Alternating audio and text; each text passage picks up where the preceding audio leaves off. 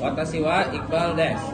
Watashi wa Farah Adila Putri desu. Watashi wa Laila Nabila desu. Watashi wa Karisa Maulidinaya desu. Watashi wa Nadina Ramastu desu. Hara desu. Nani wo tabetaru no? Chizukeki wo tabeteru yo. チーズケーキって何？チーズケーキは栗もチーズが入ってる小さいケーキです。あなたは何を飲んでいるの？タラミルクを飲んでいるよ。タラミルクは何からできてるの？甘いさつまいもからですから出たよ。チーズケーキの味はですか？味は甘いです。タラミルクの味は味は甘いです。とても美味しいです。チーズケーキはいつ食べるの？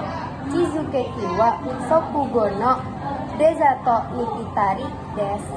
タラミルクはいつ飲むのがいいの？朝に飲むのがいいよ。食べ物と飲み物はどこで買うの？supaya ケーキ屋さんで買えるよ。タラミルクとチーズケーキどっちが好き？チーズケーキです。はい、あなた。チーズケーキです。はい、あなた。タラミルクです。はい。はい、以上です。ありがとうございます。